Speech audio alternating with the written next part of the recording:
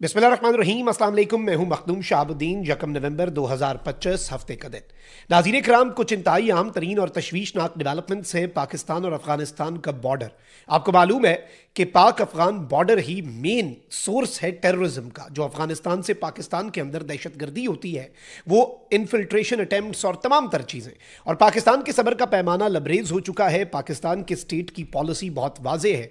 6 नवंबर को अगले मुज़ाकरात होने हैं, लेकिन ये जो मुज़ाकरात हैं इन्हें भी सैबोटाज करने की कोशिशें टीटीपी या बीएलए नहीं बल्कि तालिबानी रिजीम और भारत की तरफ से की जा रही हैं। इस हवाले से एक तो तालिबानी रिजीम और भारतीय गठजोड़ मजीद बेनकाब हुआ है, नंबर 1।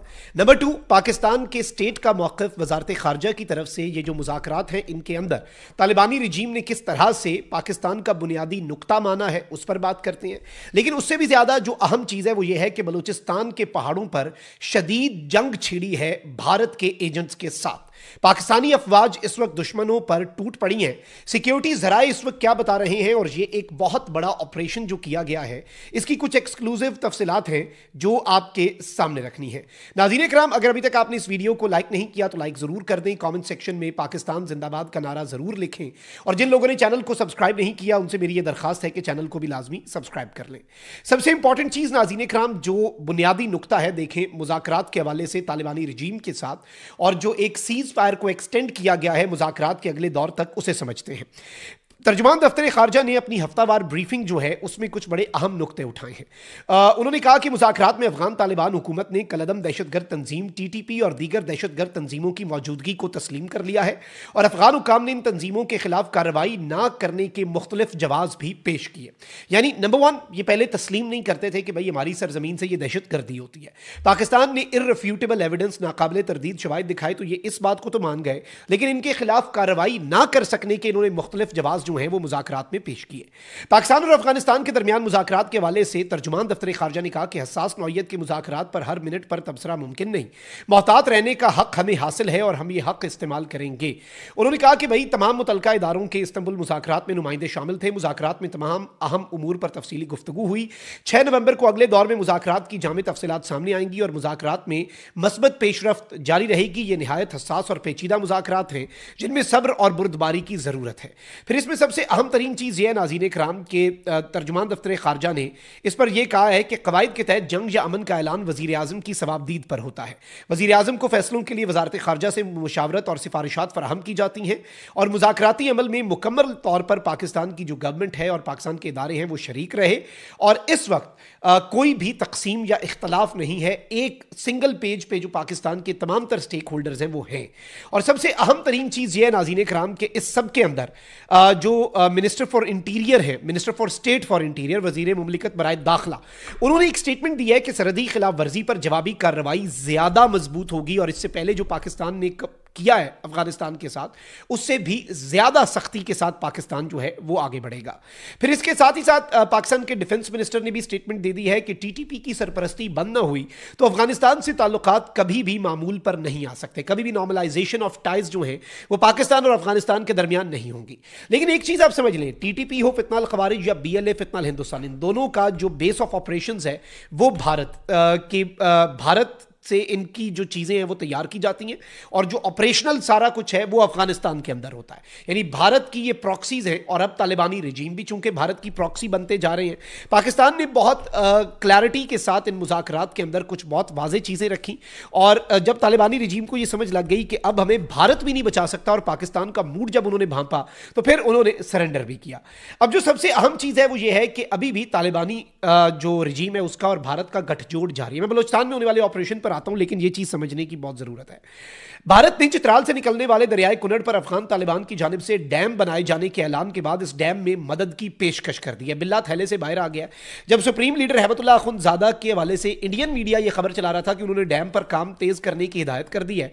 हमें वहीं से समझ आ गई कि भाई खबर इंडियन मीडिया चला रहा है, सुप्रीम लीडर अफगान तालिबान के हैं और इसमें अब इंडिया जो है वो खुलकर सामने आ गया है। गुज़श्ता दिनों अफगानिस्तान में बरसर इक़्तिदार तालिबान रिजीम के सुप्रीम लीडर ने वजारत तवानाई को चित्राल से निकलने वाले दरियाई कुनर पर जल्द अज जल्द डैम की तामीर शुरू करने का हुक्म दिया था। और अब भारत ने चित्राल से निकलने वाले दरिया पर अफगान तालिबान की जानिब से डैम बनाने में मदद की बाज़ाब्ता ऑफिशियल पेशकश कर दी है। और भारतीय जो तर्जुमान है वजारत खारजा के रणधीर जसवाल, उन्होंने हफ्तावार प्रेस ब्रीफिंग में एक सवाल के जवाब में कहा कि भारत हाइड्रो इलेक्ट्रिक प्रोजेक्ट्स की तामीर में अफगानिस्तान की मदद के लिए तैयार है। दोनों ममालिक में पानी से मुतल्लिक मामलात में ताउन की एक तारीख है।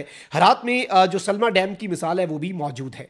और दूसरी जानिब अफगान तालिबान ने क्या किया है कि इन्होंने भारतीय इस ऐलान का खैर मकदम किया है। वही सारा स्क्रिप्ट जो तैयार था, इन्हें फंडिंग इस आड़ में दी जाएगी, इन्हें डॉलर डॉलर दिए जाएंगे, मर्सनरीज हैं, किराए के कातिल हैं, और भारत इन्हें पाकिस्तान के खिलाफ एक प्रॉक्सी के तौर पर यूज करना चाहता है। अभी भी वक्त है ये सुधर जाएं। पाकिस्तान इस वक्त हाई अलर्ट पे है। इनकी तरफ से कुछ भी हुआ, इन्हें वो जवाब पाकिस्तान ने देना है कि इन्हें समझ लग जानी है कि भारत भी अब 1000 मरतबा पाकिस्तान के साथ किसी कॉन्फ्लिक्ट में उतरने से पहले क्यों सोचता है। एक तरफ तो ये डेवलपमेंट है, तो ऑन दी अदर हैंड मैं आपको ये बता दूं कि पाकिस्तान की सिक्योरिटी फोर्सेज जो हैं उन्होंने एक बहुत बड़ी कार्रवाई की है।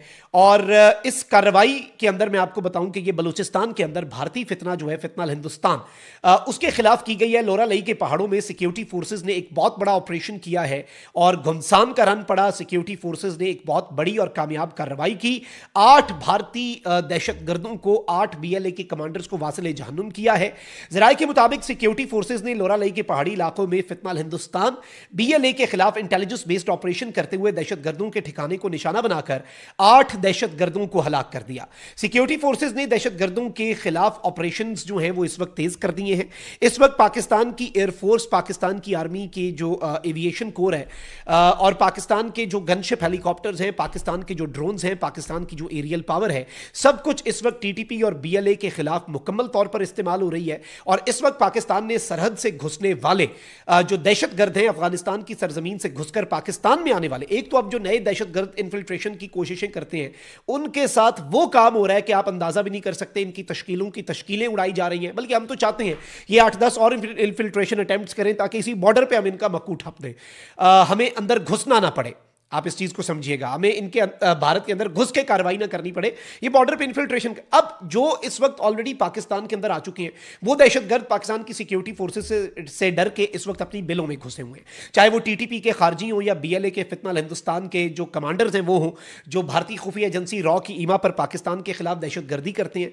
तो ये सारा जो मामला है ये एक ऐसे मकाम पे पहुंच चुका है जो कि पेचीदा भी है, जो कि बहुत परेशान कुन भी है, क्योंकि ऑब्वियसली इंडिया की तैयारियां भी जारी हैं। तालिबानी रिजीम भी बिल्ला थैले से बाहर आ चुका है और देयर इज अ पॉसिबिलिटी कि तालिबानी रिजीम, क्योंकि वो किराए के कातिल है ना, तो वो इस सीज फायर का भी पास ना रखें।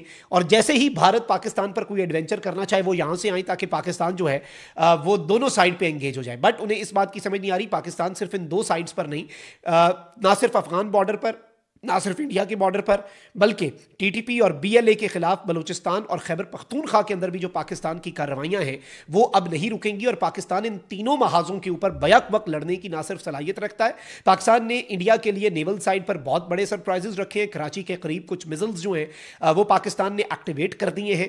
और इसके साथ ही साथ एयरफोर्स हमारी वैसे ही तैयार है। आर्मी ने मुकम्मल तौर पर कंट्रोल संभाला हुआ है इस वक्त हमारी चेक पोस्टों का।